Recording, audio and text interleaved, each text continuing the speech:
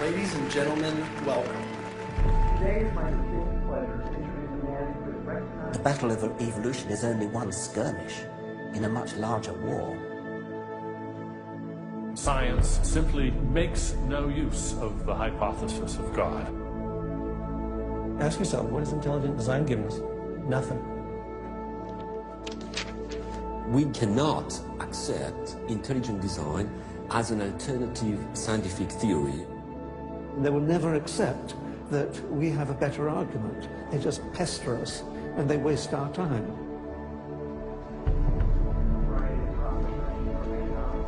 Civil rights, to how to ruin your life in 10 easy steps. Today, Ben is speaking on the topic that has become increasingly important to him over recent years. While Ben has always been an ardent supporter of science, lately he has noticed an alarming trend in the scientific establishment that could have dire consequences for every American. Without further ado, please join me in giving a warm welcome for Mr. Ben Stein. Thank you. Thank you very much. Thank you very, very much. Thank you. Thank you very much, everybody. Thank you very much, gangsters. Thank you very, very much. Freedom is the essence of America. We're talking about freedom of speech, freedom of assembly, freedom from fear, freedom of religion. Martin Luther King said, America is essentially a dream, and he said it is a dream of freedom and equality, and freedom is the way to equality. And America simply would not be America without freedom. In every turning point in our history, the decision has always been about freedom. Freedom is what makes this country great. Freedom has allowed us to create, to explore, to overcome every challenge we have faced as a nation.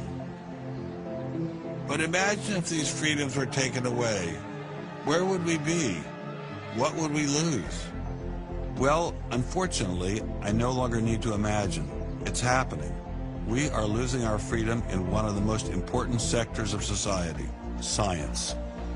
I have always assumed that scientists were free to ask any question, to pursue any line of inquiry without fear of reprisal. But recently, I've been alarmed to discover that this is not the case. It all began when I met evolutionary biologist Richard Sternberg in Washington, D.C. His life was nearly ruined when he strayed from the party line while serving as editor of a scientific journal affiliated with the prestigious Smithsonian Museum of Natural History. Your office was over there? That's correct. This here is the West Wing. Directly ahead of us is the West Wing of the Natural History Museum. So now you're not there anymore because you're a bad boy. No, I'm not. No, I was exiled. You're a bad boy. You question the powers that be. What was Dr. Sternberg's crime? He dared to publish an article by Dr. Stephen Meyer, one of the leading lights of the intelligent design movement. The paper ignited a firestorm of controversy merely because it suggested intelligent design might be able to explain how life began. As a result, Dr. Sternberg lost his office, his political and religious beliefs were investigated, and he was pressured to resign. The questioning of Darwinism was a bridge too far for many. The mentioning of intelligent design that occurs at the end of the paper was over the top. And I think the intelligent design proponents have raised a number of very important questions. And you wanted to get those questions brought up and discussed. Placed on the table. Placed on the table. People were so upset about it. They were so upset that you could see they had a physical, emotional reaction. Wow. They were saying that Stephen C. Meyer is a well-known Christian, that Stephen C. Meyer is an intelligent design proponent, that Stephen C. Meyer is a Republican. It was all couched in terms of religion, politics, and sociology. The way the chair of the department put it is that I was viewed as an intellectual terrorist. Terrorist? Because of giving the topic of intelligent design some modicum of credibility. What happened to Dr. Sternberg was terrible, but surely it was just an isolated case. I was still pretty skeptical, so naturally I checked in with the head of the Skeptics Society, Michael Shermer. So I can't prove there is no God, or Yahweh in your case, any more than I can prove there is no Isis, Zeus, Apollo, Brahma, Ganesha, Mithras, Allah, or for that matter, the flying spaghetti monster. And think about just one thing. Why would the aliens look like this? Well, these are bipedal. Who drew that? Skepticism, it's not a position you take. It's just an approach to claims. This one is called the borderlands of science, where sense meets nonsense. Is intelligent design nonsense? Well, it's unproven. So in that sense, it's nonsense. So I would put it in the sort of shaded areas between good, solid science and total nonsense. You know, it's sort of 3/4 of the way toward the nonsense side. But you think, nevertheless, people should be allowed to speak about it and publish papers about it? They are free to write and publish and be heard in public forums and go to conferences just like everybody else does. Well, what if a person published something, say at the Smithsonian, in favor of intelligent design, and then lost his job over it? And it had been peer-reviewed, and published, and then he lost his job over it anyway. What would happen? What do you think about that situation? I think that particular situation, there was something else going on. What was going on? I don't know. I mean, I don't know, because I don't know. But I think there had to be something. People don't get fired over something like that. You roll up your sleeves, you get to work, you do the research, you get your grants, you get your data, you publish, and you work your butt off, and that's how you get your theories taught. Well, but wait a minute. What if you try and roll up your sleeves and go to work and work your butt off, and they say, well, we're going to fire you if you didn't mention the word intelligent design? I don't think that's happening. Where is that happening? George Mason University. Throughout its 50-year history, our mission has remained clear: to prepare a diverse population of students to think and to grow in a climate of unbridled academic freedom. After Dr. Caroline Crocker simply mentioned intelligent design in her cell biology class at George Mason University, her promising academic career came to an abrupt end. My supervisor invited me into his office. He said, "I'm going to have to discipline you for teaching creationism." And I said, I mentioned intelligent design on a couple of slides, but I did not teach creationism. He said, "Nonetheless, you have to be disciplined." At the end of the semester, I lost my job. Not only did this well-loved professor lose her job at George Mason, she suddenly found herself blacklisted, unable to find a job anywhere. So whenever I interviewed for a job, I would be offered it, usually on the spot. Since this has happened, and since people can Google my name, I'm finding that when I send my credentials, I do get interviews. I get many interviews, but I never get offered a job. I don't tell them about my science sin. I was only trying to teach what the university stands for, which is academic freedom. There's nothing to be learned in neurosurgery by assuming an accidental origin for the parts of the brain that we work on. It wasn't just biologists who were feeling the Darwinist wrath. When neurosurgeon Michael Egnor wrote an essay to high school students saying doctors didn't need to study evolution in order to practice medicine, the Darwinists were quick to try and exterminate this new threat. A lot of people on a lot of blogs called me unprintable names that were printed. There are a lot of very, very nasty comments. Other people suggested that people call the university I work at and suggested perhaps it's time for me to retire. I realized when I kind of went public with my doubts about the adequacy of Darwin's theory that I would encounter criticism. What has amazed me is the viciousness and the sort of baseness of it. I'm an old guy. I have tenure. I'm academically safe. But the young people and what is happening to them in America right now because of this scientism gulag is really terrible. Apparently, Professor Marks was not as safe as he thought. A few months after this interview, Baylor University shut down his research website and forced him to return grant money once they discovered a link between his work and intelligent design. In order to attract grants, you have to market yourself. So you put up sites and call yourself labs and groups and things like that in order to get visibility. And in my entire experience in academia, I never went to any superior and asked them any permission to put up any of these labs. So the fact that this was singled out, let alone shut down, is jaw-dropping. It's astonishing. I have never been treated like this in my about 30 years in academia. Shut up, you freak! I say shut up! It's a man! If you peel back the onion, I think that there is no doubt that the center of this is my work in what some would call intelligent design. People really get emotional about this. Whenever you say intelligent design in a room of academics, them's fighting words. Creationists. Astronomer Guillermo Gonzalez found himself in a fierce shootout with Iowa State University following the publication of his book, arguing that the universe is intelligently designed.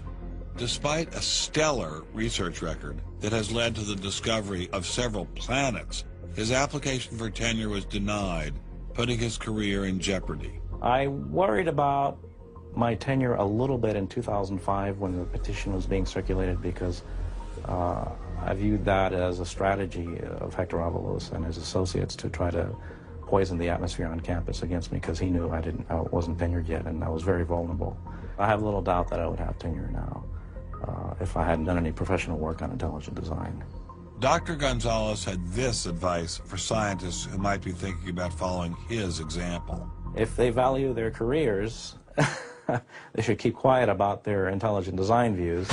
We know there are times and places to be quiet, and other times and places when we can make noise if we want to. Will you show us? Of course. Boys and girls, how would you like to show some of the ways we know of being quiet? It's the kind of thing where you just learn to keep your mouth shut.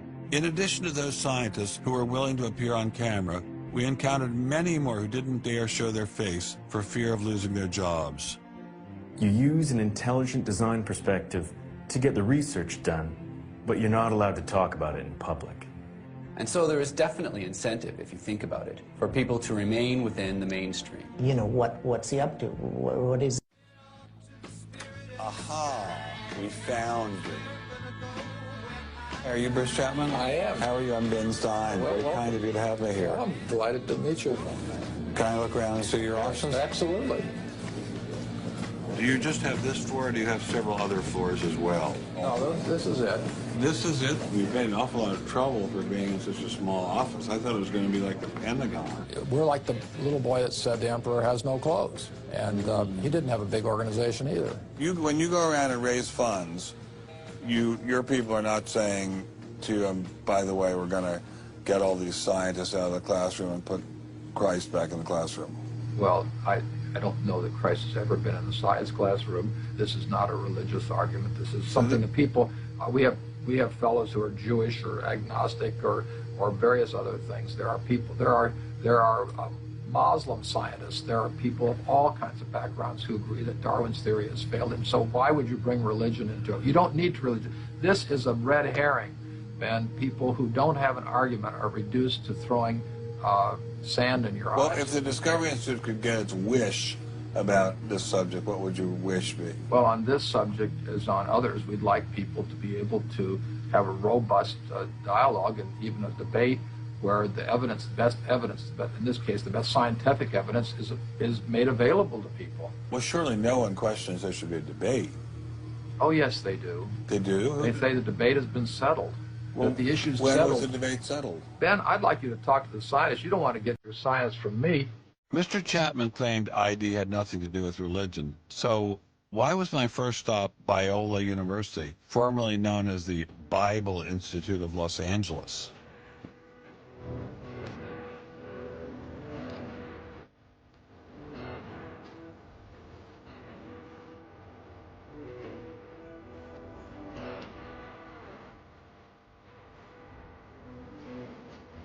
String theory will be a footnote in the history of science, and the inference that Stonehenge is caused by intelligence takes. These inferences are remarkably stable in terms of all the knowledge they use.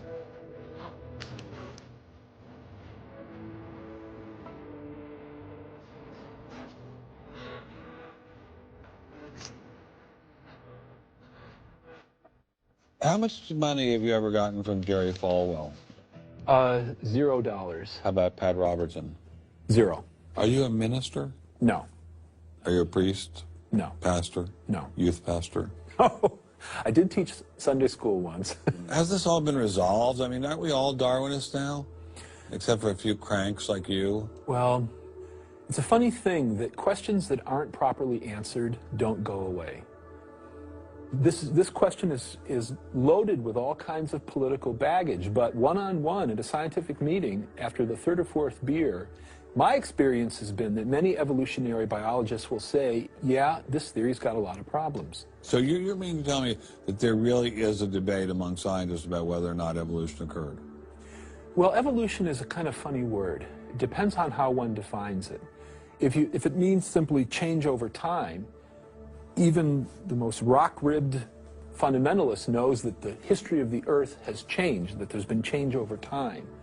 If you define evolution precisely, though, to mean the common descent of all life on Earth from a single ancestor via undirected mutation and natural selection, that's textbook definition of neo-Darwinism, biologists of the first rank have real questions. But the modern theory of intelligent design is just microwaved creationism. I don't think that's the case. Creationism, properly understood, begins with the Bible and says, how can I fit the Bible into the data of science? Intelligent design doesn't do that. Intelligent design is the study of patterns in nature that are best explained as a result of intelligence. So intelligent designers believe that God is the designer? Not necessarily. Intelligent design is a minimal commitment scientifically to the possibility of detecting intelligent causation. Dr. Nelson didn't sound like a crazy person, but I still suspected ID was nothing but reheated creationism. My next stop didn't seem like it was going to alleviate those fears. I didn't crawl out of the ocean, I didn't come from no monkey. But science tends to forget evolution's just a theory. They present it in the textbooks and on animal TV. Like it's fact, but tell me, were you there 12 million BC?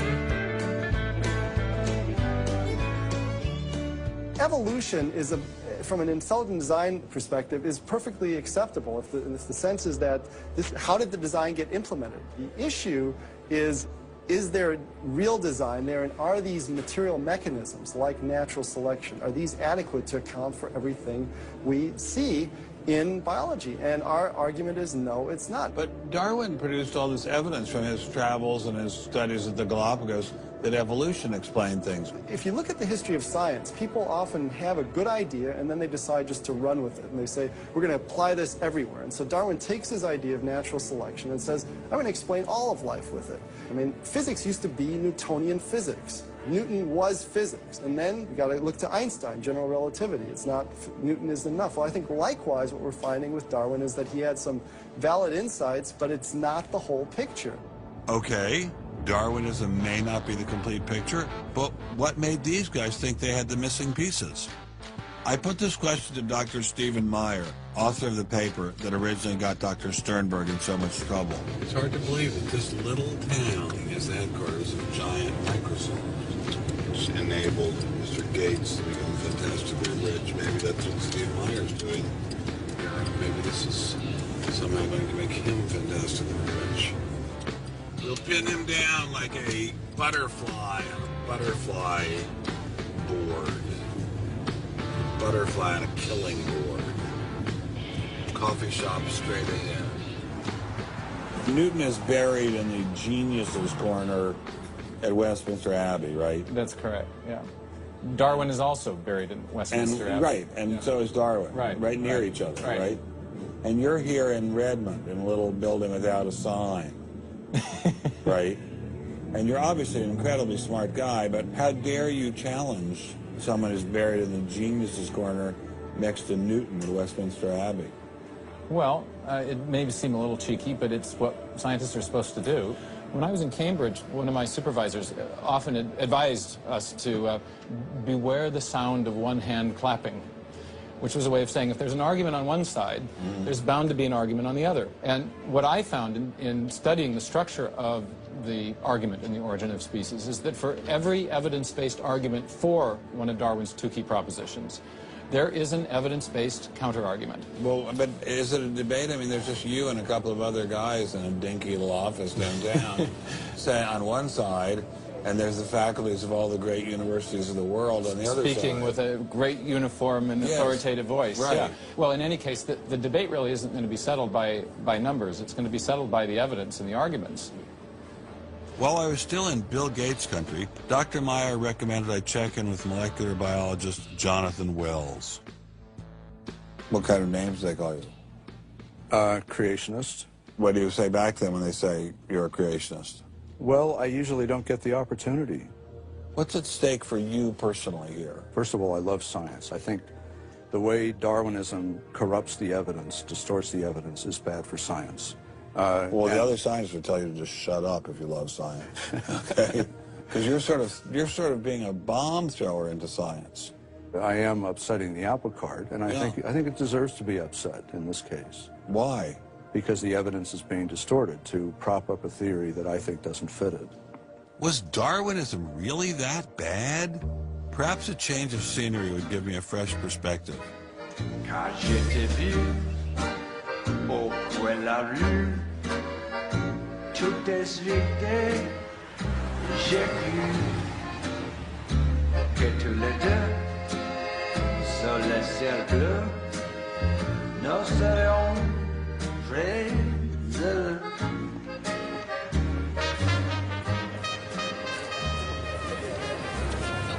Mr. Berlinski, I assume? How are you, sir? So where are you from originally? I was born in New York. Yes. Spent 31 years in Manhattan. Yes. And I spent a lot of time in California, too. And tell me all the various universities where you studied or taught. No, I was at Princeton, then I had a professorship at Stanford, and then I left Stanford, and I taught at Rutgers. I left Rutgers, and I taught at the City College in New York. I left the City College of New York. I taught at the Baruch College. I taught at San Jose. What did you teach at Baruch College? Anything they wanted. Come on in. Thank you, monsieur. Wow, this is fabulous. Let's put it this way. Before you can ask, is Darwinian theory correct or not, you have to ask the preliminary question, is it clear enough so that it could be correct? That's a very different question. One of my prevailing doctrines about Darwinian theory is, man, that thing is just a mess. It's like looking into a room full of smoke. Nothing in the theory is precisely, clearly, carefully defined or delineated. It lacks all of the rigor one expects from mathematical physics, and mathematical physics lacks all of the rigor one expects from mathematics. So we're talking about a gradual descent down the level of intelligibility until we reach evolutionary biology. We don't even know what a species is, for heaven's sakes. So his theory is smoke, but elegant smoke. There's a certain elegance to it, but you know, I think Einstein had the appropriate remark. He preferred to leave elegance to his tailor. A room full of smoke? That certainly wasn't what I was hearing from prominent Darwinists like Richard Dawkins. Evolution is a fact. It's a fact which is established as securely as essentially any other fact that we have in science. Richard Dawkins is so confident that evolution is a fact, and that therefore God doesn't exist, that he has devoted his entire life to spreading the evolution gospel. I'm an atheist with respect to the Judeo-Christian God because there is not a shred of evidence in favor of the Judeo-Christian God.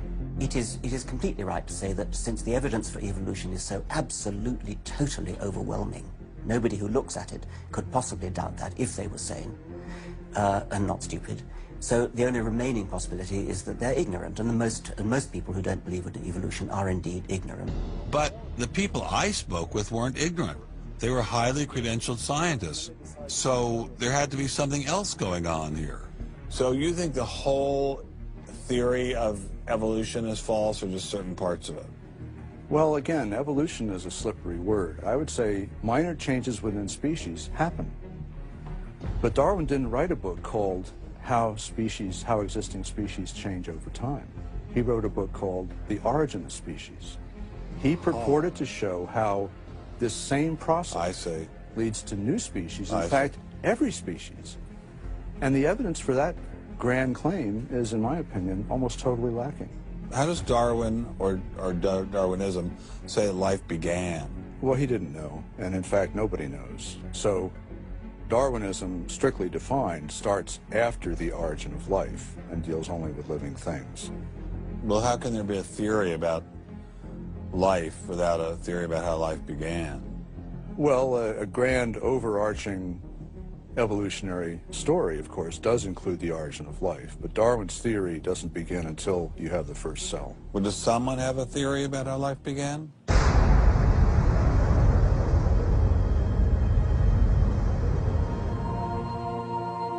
This is the story of a small planet in space called Earth.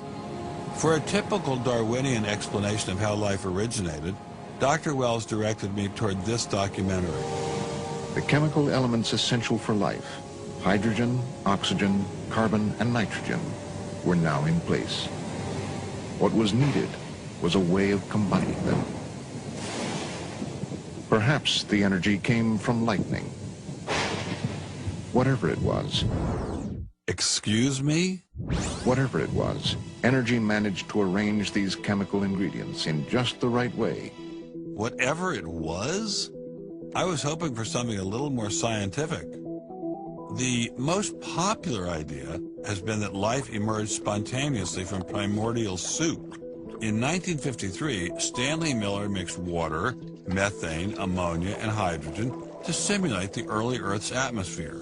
Then he ran electricity through it in an attempt to jumpstart life. It's alive! It's alive! It didn't work.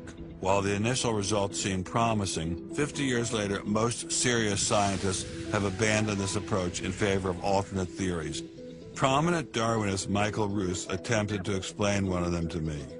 He wasn't kidding. How did we get from an inorganic world to the world of the cell? Well, one popular theory is that it might have started off on the backs of crystals. My crystal ball.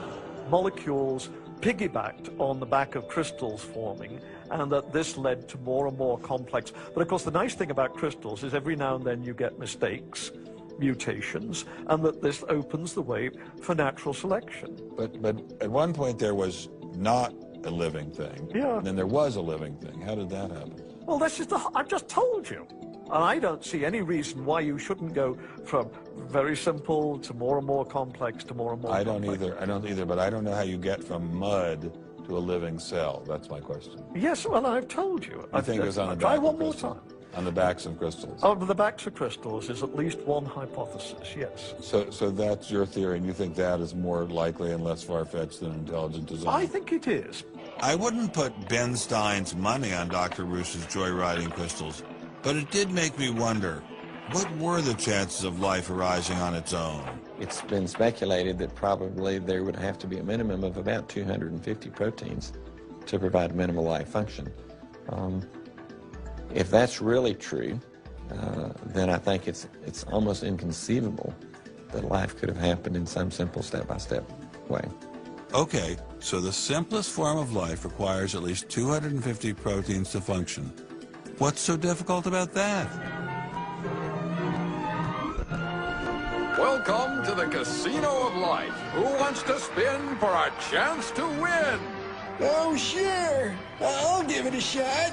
What do I win? Take a look at this. Huh? How about the world's first single-cell organism? This perfectly aligned string of proteins could be yours. Now, take a spin.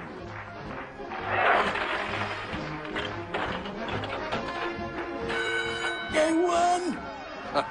Tina, tell him how many times he needs to do that to win the prize. 250. That's right, folks, and all in the correct order. But that's impossible. We've heard that before, haven't we, Richard? Come on, Mother Nature, do your thing. You stupid machine! I hate you!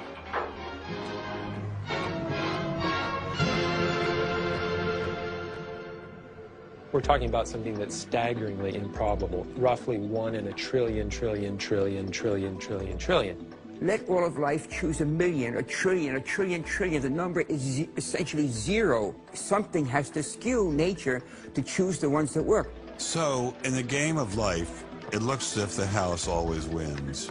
Luckily, some serious scientific minds have figured out a way to beat the odds. Directed panspermia. When faced with the overwhelming problem of the origin of life, Nobel Prize winner Francis Crick proposed this theory, that life was seeded on Earth, which basically means aliens did it. Crystals? Aliens? I thought we were talking about science, not science fiction. We don't know what caused life to arise. Did it arise by a purely undirected process, or did it arise by some kind of intelligent guidance or design? And the rules of science are being applied to actually foreclose one of the two possible answers to that very fundamental and basic and important question. So the rules of science say we will consider any possibility except one that is guided. Exactly. No matter how life began, on the backs of crystals or in the test tube of some intelligent designer, everyone agrees it started with a single cell. But what is a cell? Let me ask you a question. Yeah. Darwin wrote The Origin of Species in 1859, published it in 1859. He had an idea of the cell as being quite simple, correct? Yeah, everybody did. Okay. If he thought of the cell as being a Buick, what is the cell now in terms of its complexity by comparison? A galaxy. If Darwin thought a cell was, say, a mud hut, what do we now know that a cell is? More complicated than a Saturn V. So what is in a cell as far as we know now? A world that Darwin never could have imagined. I needed someone who could give me a glimpse into this world. So we went to molecular biologist Doug Axe. Think of a cell as being a nanofactory, a factory where, on a very small scale, digital instructions are being used to make the components of the factory. Here we have the famous DNA double helix. You can see the two helical strands that are intertwined and wind around each other on the outside of the molecule. This is the material that stores all of our genetic information. In higher life forms, this will be the equivalent of something like a gigabyte of information stored in the molecules that form the individual chromosomes, all packed within the nucleus, which is a tiny fraction of the entire cell size. So what does DNA do? Well, the information in DNA ends up providing the information for sequencing the amino acids to make protein. We have information in a one-dimensional form that provides the information for a three-dimensional form.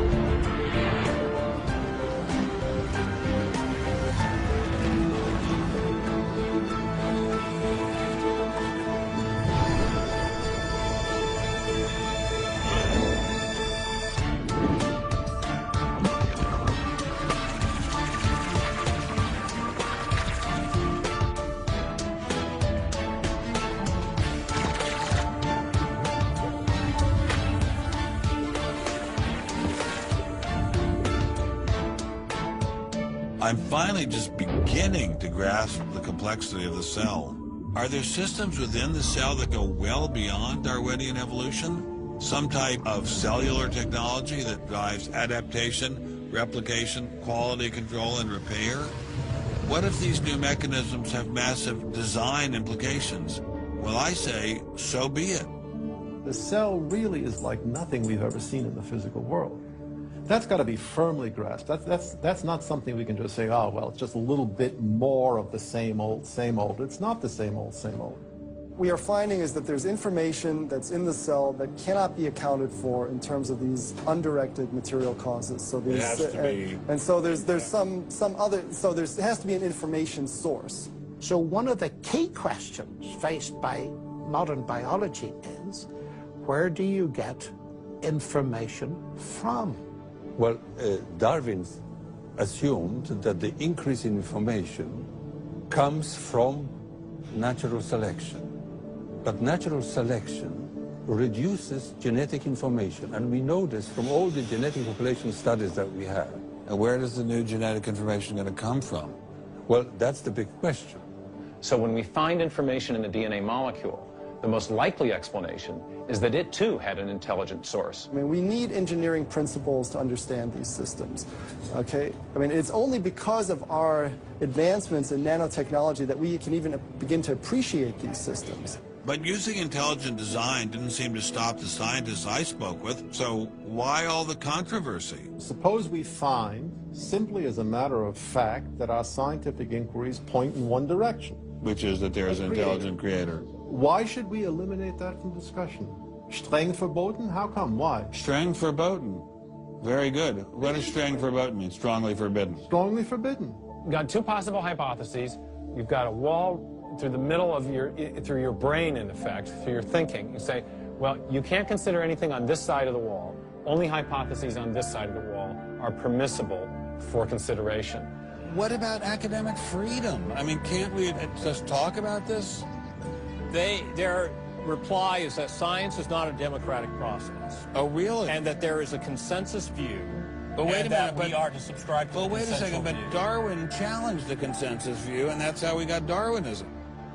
If Darwin wanted to challenge the consensus today, how would he do it? Science isn't a hobby for rich aristocrats anymore. It's a multi-billion-dollar industry. And if you want a piece of the pie, you've got to be a good comrade.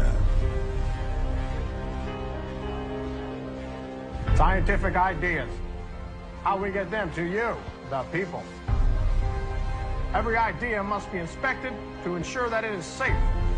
All theories must pass through a series of checkpoints. First, the academy.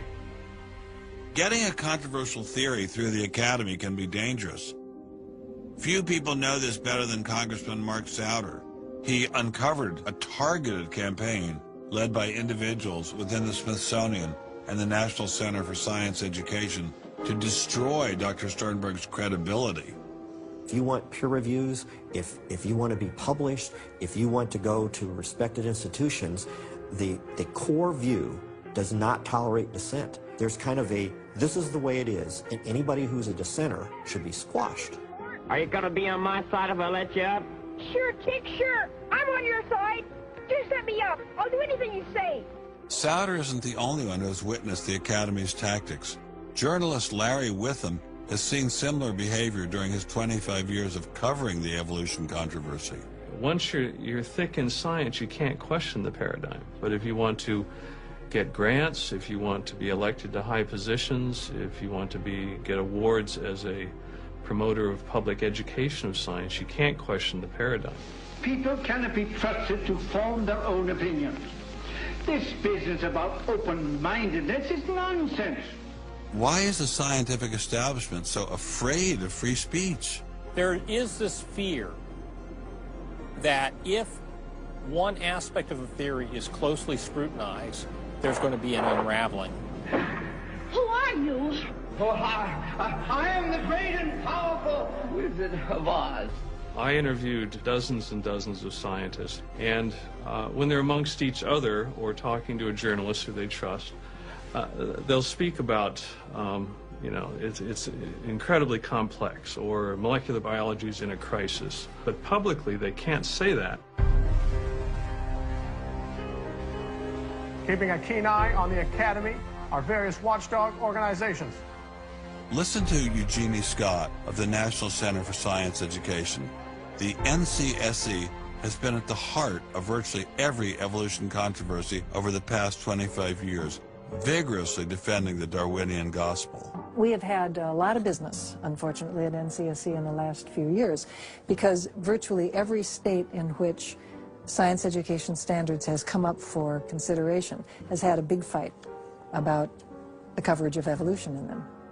NCSE was started by a group of scientists and teachers who were very concerned because in the late 70s and early 80s there were a lot of attempts to pass equal time for creation science and evolution laws. And clearly this is something that neither scientists nor teachers liked. It wasn't exactly help the creationists are coming, but it's, you know, kind of along those lines. Most scientists just throw up their hands and say, creationists, they drive me crazy, you know, you handle it. We've worked a lot with science education organizations. The most important group we work with is members of the faith community, because the best kept secret in this controversy is that Catholics and mainstream Protestants are okay on evolution. Are you sure about that, Eugenie? Liberal Christians have been fighting with conservative Christians for so long that they'll side with anybody against the fundamentalists. And Eugenie Scott says, well, welcome over. There's a kind of science defense lobby, or an evolution defense lobby in particular.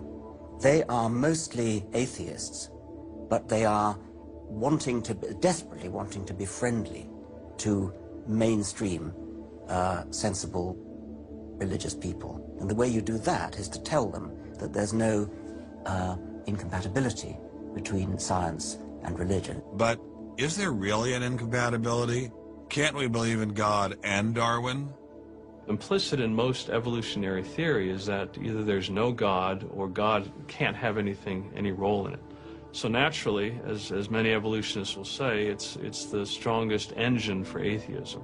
If they called me as a witness, and a lawyer said, Dr. Dawkins, has your belief in evolution, has your study of evolution turned you towards atheism? I would have to say yes. And that's the worst possible thing I could say for winning that court case. So people like me are bad news for the science lobby, the evolution lobby. By the way, I'm being a hell of a lot more frank and honest in this interview than many people in this field would be. Working hard to keep ideas in check are our friends in the media. Morning, paper. Paper, mister? The tendency of the media is to side with the establishment because they inherently agree with the establishment. Eugenie Scott, my understanding is that there is not a single peer-reviewed article out there that supports intelligent design. Am I wrong? You are not wrong. You are correct.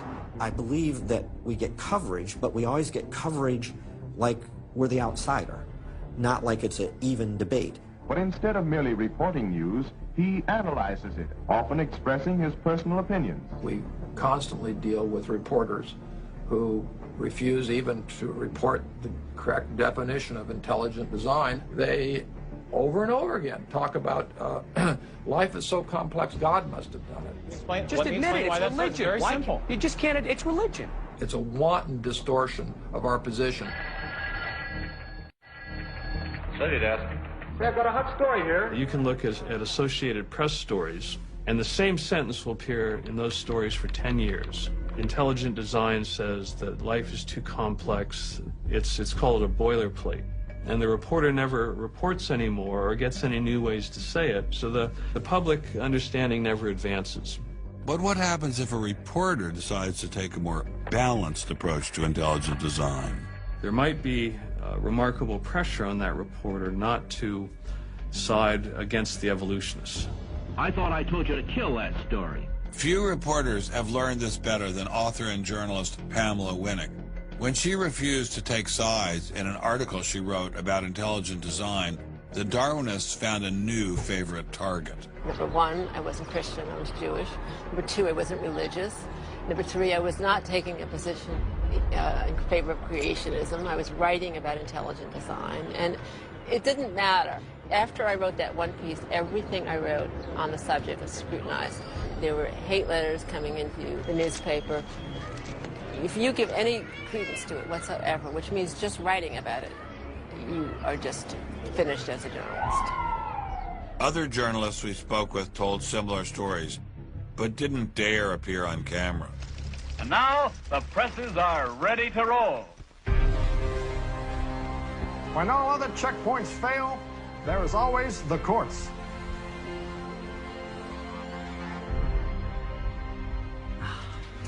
We have spent an enormous amount of time trying to prove to the court what everybody already knows. that intelligent design is a particular religious belief. But I thought scientific questions were settled by the evidence, not by taking people to court and suing them. How do other countries deal with such disputes? Dr. Marcy Giertuk, a population geneticist who now represents Poland in the European Parliament, was able to shed some light on this topic. The censorship of teaching criticism of evolution is and always was much stronger in, say, in your country, in the United States, than it ever was in Poland. Why? Why would the censorship... That is because you have a political correctness in your country. These issues are brought to court, and the court says what you can and what you cannot teach. We want to know what you teach, what books you use, how you teach it. We never had that sort of way of deciding scientific issues in Poland. We never had the courts involved. So you are saying that as far as the teaching of science is concerned, Poland is freer academically than the United States? I think in this particular issue of evolution, I think this is true. But how effective are the courts in deciding such matters? What about the general idea that intelligent design is doomed as a result of several recent legal setbacks? I think court cases don't decide anything. I mean, if you look at the Scopes trial, who won that trial? It wasn't the evolutionists. I mean, it was the Tennessee law was upheld, barring evolution. And yet, in the popular imagination, Scopes is the hero. Inherit the Wind, that movie, which is really bogus history based on the Scopes trial, has carried the day. These issues go much deeper than any decision by a judge. The evolution debate does seem to run much deeper than the courts, much deeper even than science. To generate this level of hostility, ID must threaten something at the very core of the Darwinian establishment. The entire globe is today the site of a momentous conflict. It is the challenge of ideas.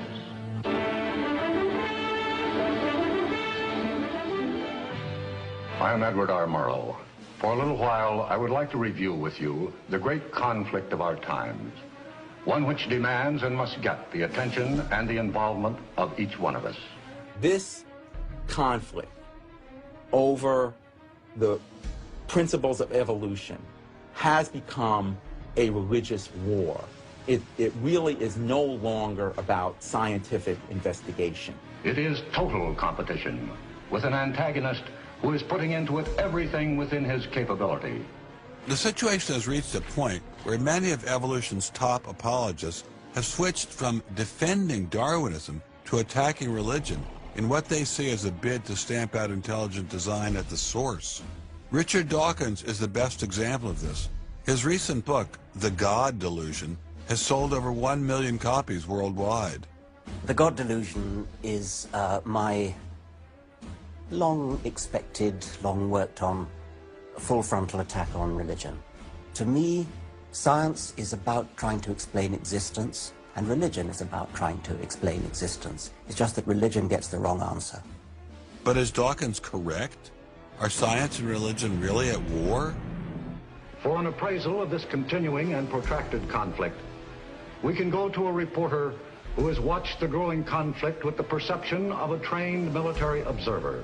Oxford professor Alistair McGrath, author of The Dawkins Delusion, seemed like the ideal person to answer my question. Richard Dawkins has a charming and very, I think, interesting view of the relationship between science and religion. They're at war with each other, and in the end, one's got to win, and it's going to be science. It's a very naive view. It's based on a complete historical misrepresentation of the way science and religion have interacted. Dawkins seems to think that a scientific description is an anti-religious argument. Describing how something happens scientifically somehow explains it away. It doesn't. But the questions of purpose, intentionality, the question why, still remain there on the table. And I think it was just a catastrophic mistake to have someone like Dawkins address himself to profound issues of theology, the existence of God, the nature of life. He hasn't committed himself to disciplined study in any relevant area of inquiry. He's a crummy philosopher. He doesn't have the rudimentary skills to meticulously assess his own arguments. Genius guy, though. Very smart guy. A little bit of a reptile, but a very smart guy. The opposing point of view in this conflict rests on a fundamentally different vision of man. If you have two distinguished scientists, and in fact you can range many more on each side, as you know, saying exactly opposite things, that's telling me that the conflict is not between science and belief in God. Otherwise, you'd expect all scientists to be atheists. But it's a worldview conflict. It's between scientists who have different worldviews. You've got two competing explanations of the evidence. One says design, one says undirected processes. Both of them have larger philosophical or religious or anti-religious implications. So you can't say that one of those two theories is scientific and the other is unscientific simply because they have implications. Both have implications. People who tell you, for example, that science tells you all you need to know about the world, or that science tells you that religion is all wrong, or science tells you that there is no God, those people aren't telling you scientific things. They are saying metaphysical things, and they have to defend their positions for metaphysical reasons. What is being presented to the public is, first comes the science, and then comes the worldview. I would want to argue that that may not be the case, that it may actually be the other way around, that the worldview comes first and is influencing the interpretation of science. My deep regret is some people are so deeply entrenched in their own worldviews that they will simply not countenance alternatives. I'm actually a person of the left, and not even a particularly religious person. I think of myself as a kind of humanist. And I think it's sending a very bad message to religious people who are interested in science, that in some sense, in order to do science credibly, they have to leave their religious beliefs at the door. The founders of early modern science, Sir Isaac Newton, Robert Boyle, Johannes Kepler, Galileo, most of these early scientists all not only believed in God, but they thought their belief in God actually made it easier to do science. You can be religiously motivated and you can do good science. And they have more often gone together than not gone together. Admitting our biases is the best way towards rational discussion, which I would welcome. Rational debate is a nice thought, but it's nearly impossible in the current climate. I'd seen the chilling effect that this unquestioning devotion to Darwinism has had on science, but were there other consequences? No gods, no life after death, no ultimate foundation for ethics, no ultimate meaning in life, and no human free will are all deeply connected to an evolutionary perspective. You're here today and you're gone tomorrow, and that's all there is to it. Dr. Will Provine, professor of the history of biology at Cornell University, gave us another disturbing glimpse into where Darwinism can lead. Oh, I was a Christian, but I never heard anything about evolution because it was illegal to teach it in Tennessee. Dr. Provine's first biology professor changed all that. He started talking about evolution as if it had no design in it whatsoever. And I came up to him and I said, "You left out the most important part." And he said, "If you feel the same way at the end of one quarter, I want you to stand up in front of the students in this class and tell them this deep lack in evolution." And I read that book so carefully, and I could find no sign of there being any design whatsoever in evolution. And I immediately began to doubt the existence of a deity. But it starts by giving up an active deity, then it gives up the hope that there's any life after death. When you give those two up, the rest of it follows fairly easily. You give up the hope that there's an immanent morality. And finally, there's no human free will. If you believe in evolution, you can't hope for there being any free will. There's no hope whatsoever of there being any deep meaning in human life. We live, we die, and we're gone. We're absolutely gone when we die. Dr. Provine is no stranger to the prospect of death. Nearly a decade ago, he was diagnosed with a large brain tumor. Let's suppose my tumor comes back, as it almost certainly will. Well, I'm not going to sit around like my older brother did last year, and he was dying of ALS, Lou Gehrig's disease. He wanted desperately to die, but we couldn't help him die. I don't want to die like that. I'm going to shoot myself in the head long before then. I'm going to do something different. I hope these are empty words for my friend, Dr. Provine, because shortly after this interview was recorded, he learned his brain tumor had returned. I don't feel one bit bad about holding the views that I do. There's not anything in the views I hold that makes me, oh, I wish I had free will, or, oh, I wish there were a God. I don't ever wish that. Dr. Provine's deconversion story was typical amongst the Darwinists we interviewed. Biologist P.Z. Myers, who runs the pro-Darwin anti-religion blog Pharyngula, says science eroded his faith as well. I never hated religion. I found religion quite comfortable, and I liked the people in it. What led to the atheism was learning more about science, learning more about the natural world, and seeing these horrible conflicts with religion. And it was then, when I discovered evolution, when I discovered Darwinism, that I realized there's this magnificently elegant, stunningly elegant explanation, which I didn't quite understand to begin with. When I did understand it, then that finally killed off my remaining religious faith. After hearing these stories, I was not surprised to discover that most evolutionary biologists share Professor Dawkins' views. It appears Darwinism does lead to atheism, despite what Eugenie Scott would have us believe.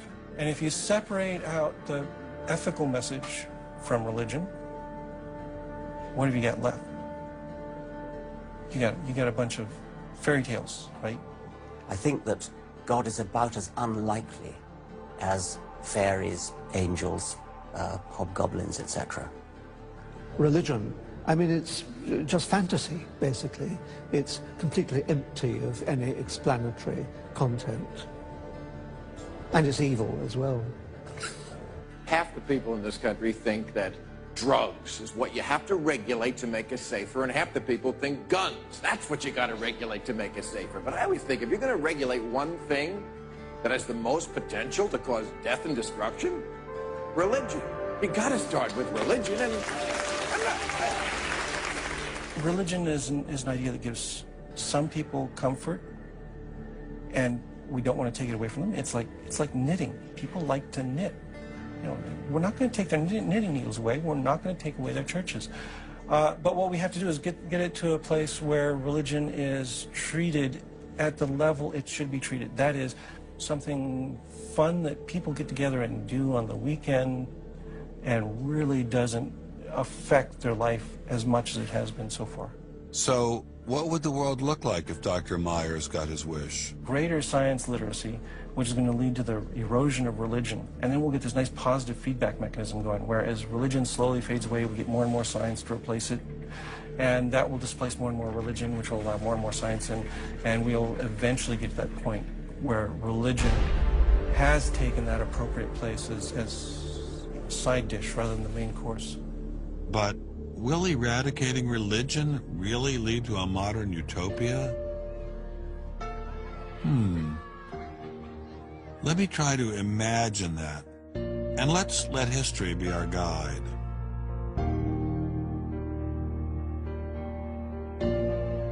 In part, I think Matthew Arnold put his hands on it when he spoke about the withdrawal of faith. There is a connection between a society that has at least a minimal commitment to certain kinds of transcendental values and what human beings permit themselves to do one to the other.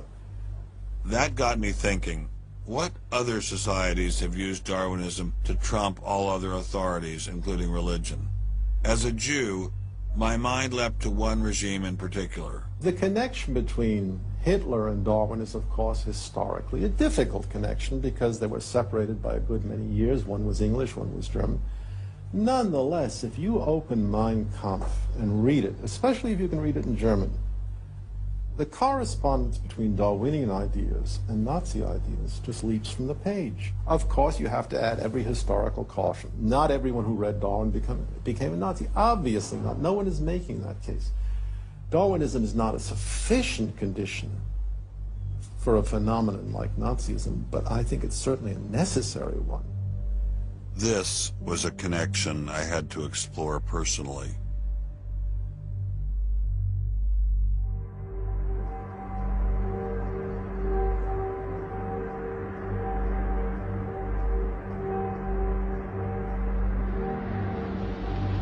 American officers arrive at a Nazi institution seized by First Army troops. Under the guise of an insane asylum, this has been the headquarters for the systematic murder.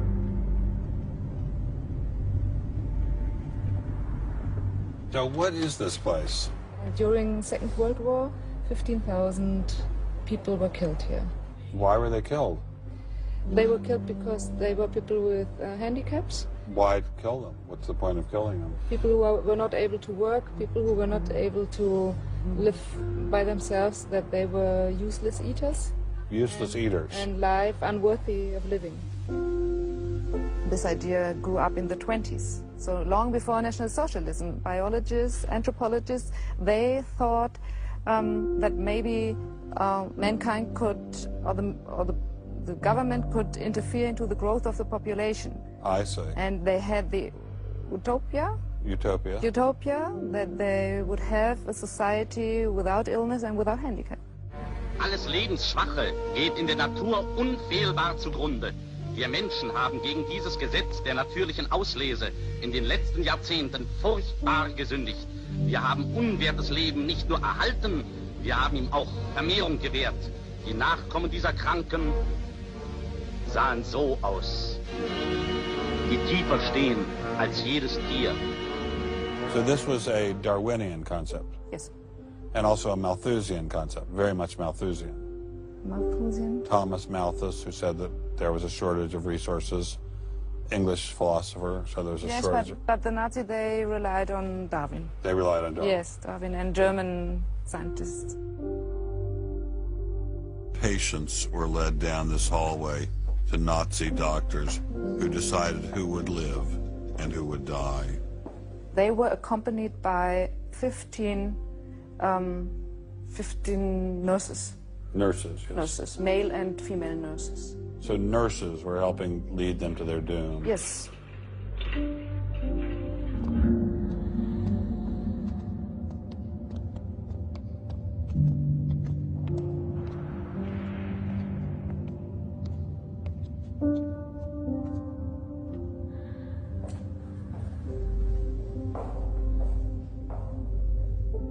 So were the prisoners told they were taking a shower? Yes, they were taking a shower, and here was 1 or 2 showers.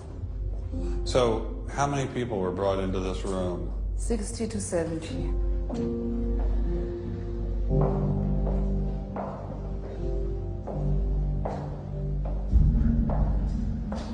So what is this? This is the dissection table. Do you ever think to yourself, the sane ones were the ones lying here having their brains removed? The insane one was Dr. Gorgas and all the other people No, did? no, I don't think that, because I think those people who killed here, they were very sane, because they had their purposes. They had purposes? Yes. I don't think they were insane. Decided who would live and who would die. They were accompanied by 15 nurses. Nurses, yes. Nurses, male and female nurses. So nurses were helping lead them to their doom. Yes.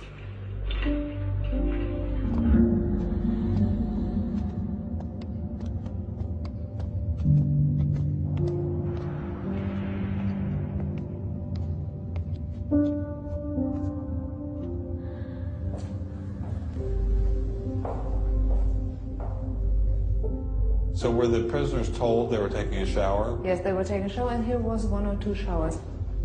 So how many people were brought into this room? 60 to 70.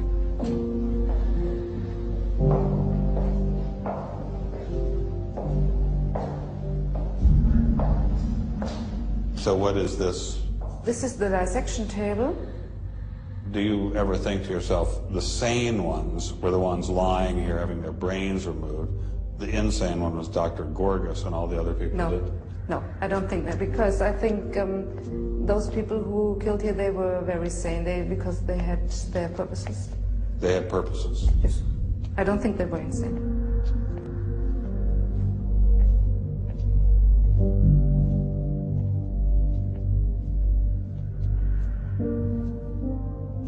They had 2 crematory ovens. I see. And they killed about 70 people. A day? So a day, so they had... That's barely enough and time. they only killed from Monday to Friday. So. Because the people who were doing the killing needed to have the weekend off. If you met Dr. Gorgas today, what would you say to him? I don't know. I don't think that it's my role to tell him something. It's difficult to describe how it felt to walk through such a haunting place, to know that these cold stone and tile walls were the last things the victims of Hadamar ever saw. I wanted to explore this connection further, so I met with the author of From Darwin to Hitler, Dr. Richard Weikart. Hitler and many of the physicians that carried out this program were very fanatical Darwinists, and particularly wanted to apply Darwinism to society. Was wir uns unter der deutschen Jugend der Zukunft wünschen, ist etwas anderes, als was die Vergangenheit sich gewünscht hat. Wir müssen einen neuen Menschen. Auch das unser Volk nicht an den typischen Degenerationserscheinungen dieser neuen Zeit runde geht. Many of these people in the 19-teens, 1920s, who were putting forward some of these ideas about racism were considered the leading scientists. These were Darwinists who were taken seriously by fellow academics. It's not to say that all academics believed it. These leading academics, were there any of them who were Americans? There were plenty of Americans who were saying similar kinds of things. Not only were Americans saying such things, they were pioneers in this fledgling science known as eugenics. They thought they could help evolution along by sterilizing the so-called feeble-minded and prohibiting them from getting married. Physicians who are aware of the history of 20th century American medicine harbor some bad feelings towards Darwinists because of eugenics. And eugenics, which was an attempt to breed human beings, it was the darkest chapter of American medicine ever. There were 50,000 people involuntarily sterilized because they were deemed unfit to breed, basically. Eugenics isn't just history. The spirit of the movement lives on today. Margaret Sanger was the head of Planned Parenthood. She was very fanatical in her promotion of eugenics. In fact, Planned Parenthood was all about birth control for the impoverished and lower classes to try to help improve the species.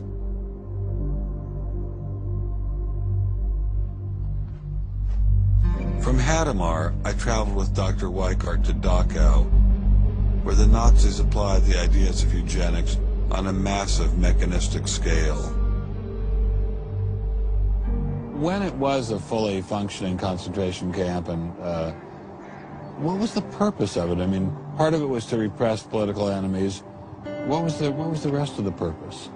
Well, beyond the repression of the political enemies, which was its purpose at the very beginning, then later on it transformed into repressing racial enemies. And sometimes those categories overlapped because sometimes they thought that these people were political enemies because they were inferior biologically. The war itself was part of the Darwinian struggle for existence for Hitler.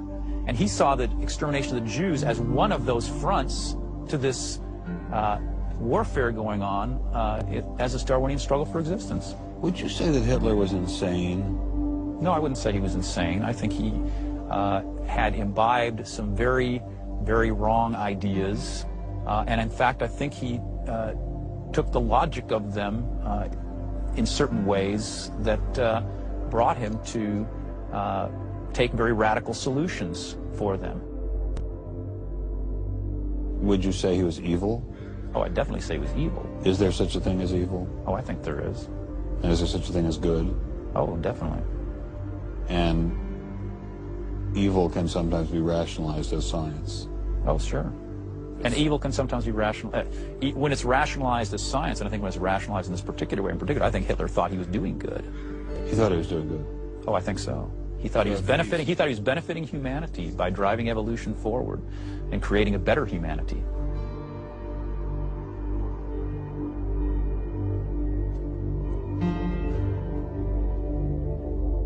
Before leaving Dachau, I stopped by the memorial commemorating the thousands of Jews who were killed there in excruciating conditions. I know that Darwinism does not automatically equate to Nazism. But if Darwinism inspired and justified such horrific events in the past, could it be used to rationalize similar initiatives today? There's a good German expression, so fängt es immer ein. I mean, it always begins in the same way. Something to remember in the context of United States discussions of euthanasia and abortion. It always begins in the same way. There seems to be an excellent argument for getting rid of useless people by killing them. Or at least it seems excellent to the people advancing the argument. It's a love affair with death, and the euthanasia and this movement going on, which I find appalling. And the idea is that immediately rid our society of anybody who might be a drain, and think of people in economic terms. And I think that's where some of the Darwin fits in, actually. It's just a devaluing of human life. First of all, if you take seriously that evolution has to do with, the transition of life forms, and that life and death are just natural processes, then one gets to be liberal about abortion and euthanasia. All of those kinds of ideas seem to me follow very naturally from a Darwinian perspective, a deprivileging of human beings, basically. And I think that people who want to endorse Darwinism have to sort of take this kind of viewpoint very seriously. And when we see an elite, and it is an elite that controls essentially all the research money in science, saying there is no such thing as moral truth, science will not be related to religion. I mean, it's essentially official policy of the National Academy of Science that religion and science will not be related. I mean, hey, that cuts off a lot of debate, doesn't it? What's going to happen if this doesn't change? Well, I think we're watching it happen, aren't we? I needed time to think, so I traveled to the birthplace of this idea.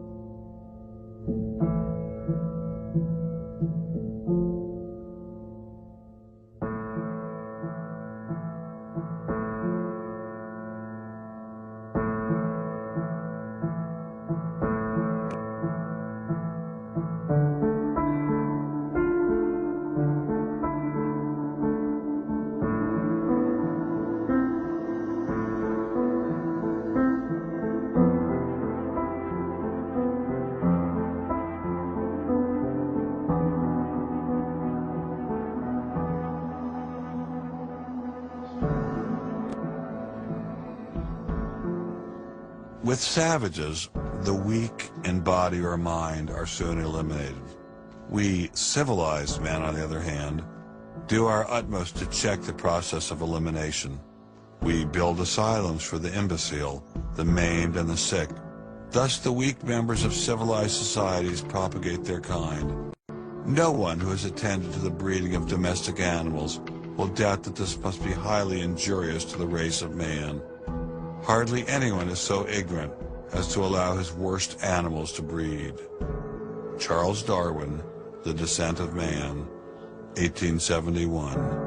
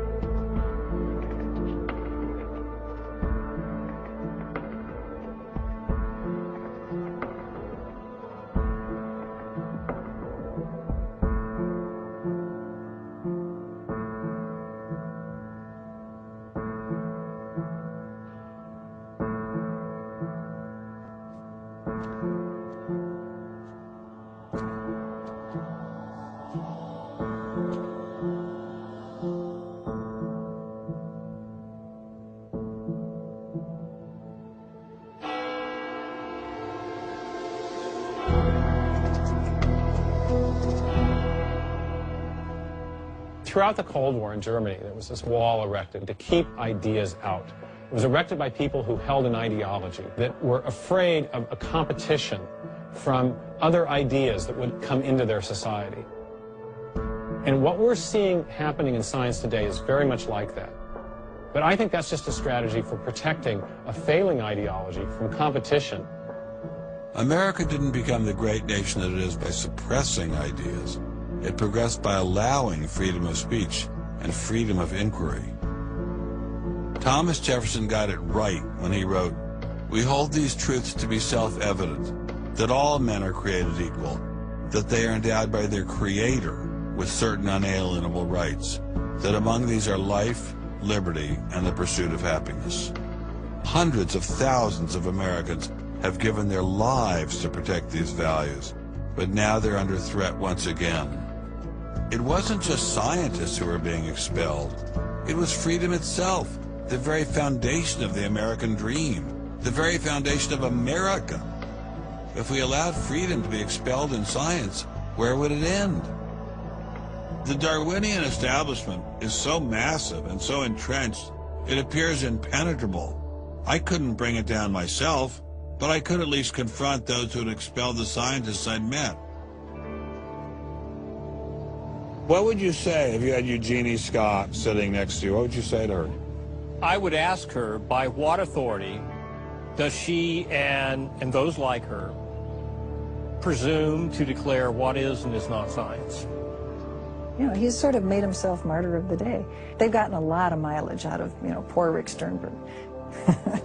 And we got lip service from the leadership of the Smithsonian, but I didn't feel they ever followed through. We went into the Smithsonian looking for answers, but we ran into the same stone wall as Congressman Souder. We're not authorized to do this, Mr. Scott.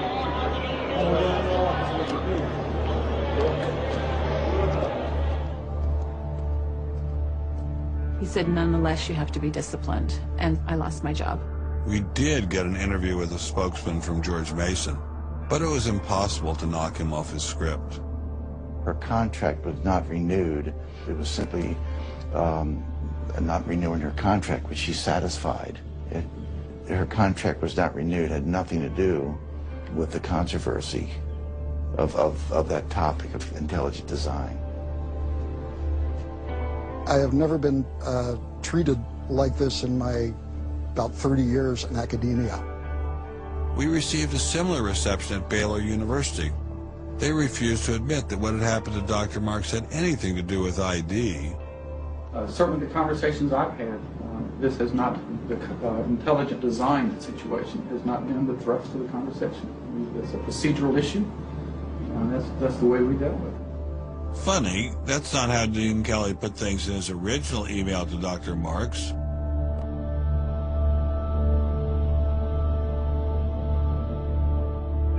I'm not mixing my religion with my science. The questions that I ask in my intelligent design research are perfectly legitimate scientific questions. At least the top guns at Iowa State were willing to own up to their actions. What we wanted to stop is the use of the name of ISU to validate intelligent design elsewhere. And we did succeed. I really think a lot of Guillermo. He's a great guy. So, I mean, that's why I'm kind of disappointed, all right, that he should have just left this alone. So, in my opinion, should have just left it alone. Dr. Hauptmann elaborated further on his great regard for Gonzalez. This is quoting an email from you to Mr. Avalos. You say, "Sometimes it is just best to ignore idiots," in reference to Guillermo. And then the religious nutcases should be challenged at every opportunity. Yeah, because, for example, you... in that case, I'm thinking more of, say, the creationist crowd who claims that God put all the animals on an ark and that's it. All right? That's where all of our animals came from today. That's crazy. Okay? You shouldn't be insulting even children with that kind of thing. So these are the idiots, all right? They've always been around. They've always been around. Going after the perpetrators in each of these cases wasn't getting me anywhere. So I reconnected with Dr. Berlinski and Dr. Schroeder to see if they had any advice.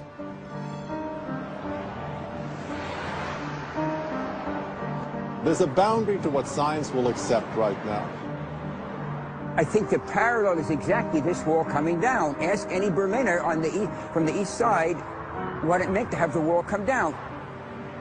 If it is possible to make a break in the wall that will allow academia to ask these fundamental questions that exist and allow them in the science classrooms as well. It'd be nice to see the scientific establishment lose some of its prestige and power. It'd be nice to see other questions being opened up. Above all, it'd be nice to have a real spirit of self-criticism penetrating the sciences. What can I do to bring down the wall? Is there anything I can do? Make it apparent to the world that a wall exists. There are vast numbers of persons who talk about academic freedom. And there is academic freedom as long as you're on the correct side of the wall. But if you're on the wrong side of the wall, as we mentioned a few moments ago, you lose tenure, and that's a given. I took Dr. Schroeder's words to heart. Obviously, I couldn't take down the wall myself, but I could confront one of its modern architects.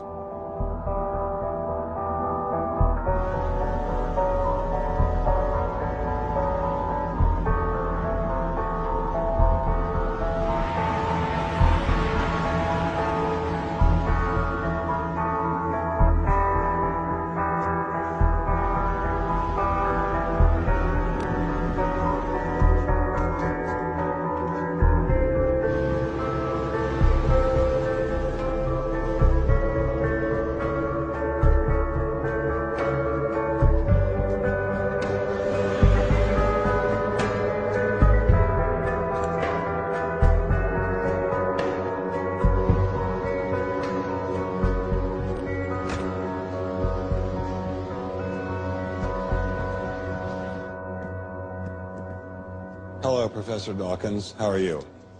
I'm Ben Stein. I'm so sorry to keep you waiting. How are you? Fine, thank you. You have written that God is a psychotic delinquent invented by mad, deluded people. No, I didn't say quite that. I said something rather better than that. Oh, well, please tell us what you said. Please tell us what you said. Well, I would have to read it from the book. No, please. The God of the Old Testament is arguably the most unpleasant character in all fiction. Jealous and proud of it, a petty, unjust, unforgiving control freak, a vindictive, bloodthirsty ethnic cleanser, a misogynistic, homophobic, racist, infanticidal, genocidal, filicidal, pestilential, megalomaniacal, sadomasochistic, capriciously malevolent bully. So that's what you think of God? Yeah. How about if people believed in a God of infinite lovingness and kindness and forgiveness and generosity, sort of like the modern day God? Why spoil it for them? Why not just let them have their fun and enjoy it? I mean, I don't want to spoil anything for anybody. I write a book, people can read it if they want to. I believe that it is a liberating thing to free yourself from primitive superstition. So religion is a primitive superstition? Oh, I think it is, yes. So you believe it's liberating to tell people that there is no God? I think a lot of people, when they give up God, feel a great sense of release and freedom. Why do you think that? I mean, what's your dad? What's your scientist? What's your dad? I think, well, I've had a lot of letters saying that, and I've... There are 8 billion people in the world, Dr. Dawkins. How many letters have you had? No, I haven't done that. That's quite true. Professor Dawkins seemed so convinced that God doesn't exist that I wondered if he would be willing to put a number on it. Well, it's hard to put a figure on it, but I mean, I'd put it as something like, 99% against or something. Well, how do you know it's 99% against, say, 97%? No, I did. You asked me to put a figure on it, and I'm not comfortable putting a figure on it. I think I just think it's very unlikely. What? But you couldn't put a number on it? No, of course not. So it could be 49%. Well, it would be. I mean, I think it's unlikely, and it's quite far from 50%. How do you know? I don't know. I mean, I put an argument in the book. Well, then who did create the heavens and the earth? Why do you use the word who? You see, you immediately beg the question by using the word who. Well, then how did it get created? Well, by a very slow process. Well, how did it start? Nobody knows how it started. We know the kind of event that it must have been. We know the sort of event that must have happened for the origin of life. What was that? It was the origin of the first self-replicating molecule. Right, how did that happen? I told you we don't know. So you have no idea how it started? No, nor has anybody. Nor has anyone else. What do you think is the possibility that intelligent design might turn out to be the answer to some issues in genetics or in evolution? It could come about in the following way. It could be that at some earlier time, somewhere in the universe, a civilization evolved by probably some kind of Darwinian means to a very, very high level of technology and designed a form of life that they seeded onto perhaps this planet. Now, that is a possibility and an intriguing possibility. And I suppose it's possible that you might find evidence for that if you look at the details of biochemistry, molecular biology. You might find a signature of some sort of designer. Wait a second. Richard Dawkins thought intelligent design might be a legitimate pursuit? And that designer could well be a higher intelligence from elsewhere in the universe. Well, but that higher intelligence would itself have had to have come about by some explicable or ultimately explicable process. It couldn't have just jumped into existence spontaneously. That's the point. So Professor Dawkins was not against intelligent design, just certain types of designers, such as God. So the Hebrew God, the God of the Old Testament, he doesn't exist in your view?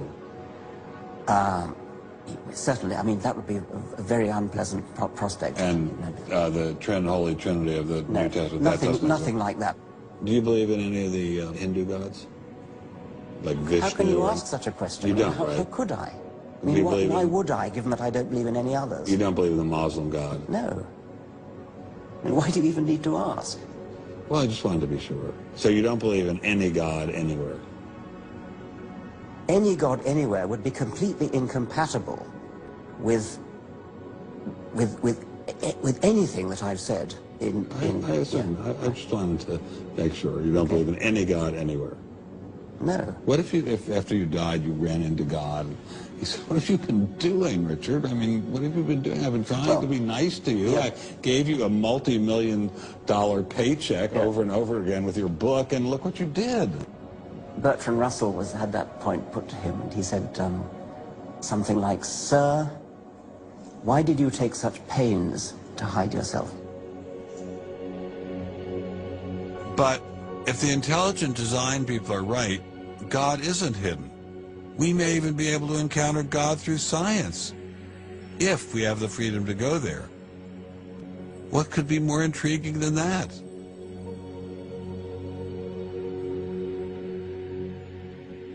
We take freedom for granted here in the United States.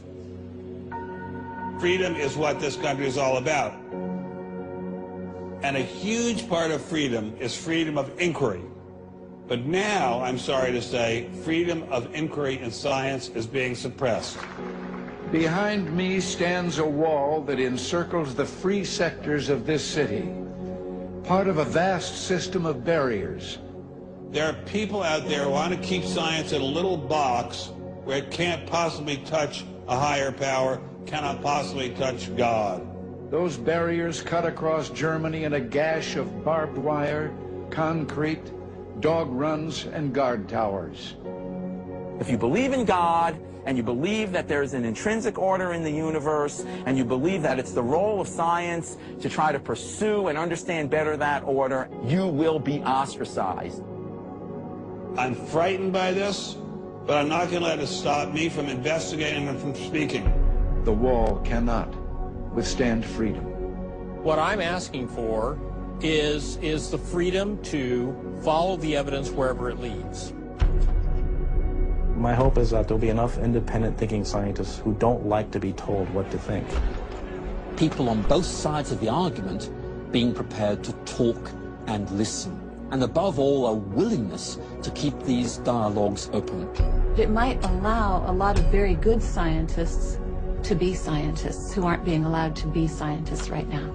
I don't care what they end up as being. I don't care if they end up being religious, a young earth creationist. If they have thought their way through the issues and get there, I'm all for them. And why do I think we're going to win in this struggle? Because truth crushed to earth will rise again. To find out what's true has a value all of its own. If it has additional good consequences, so be it. Because no lie can live forever. I believe that science gives us one perspective on the world, and our religious insight gives us another perspective on the world. And by putting the two together, they will see more deeply and more truly. And if we will stand up for freedom, freedom is the victor. And if we all do that, we will overcome.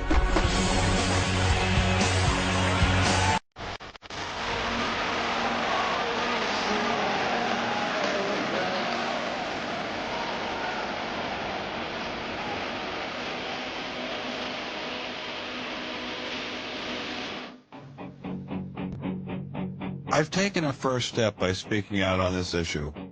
But if the wall is to come down, we all have to do our part. Some of you will pay a heavy price for speaking out. You may even lose your job.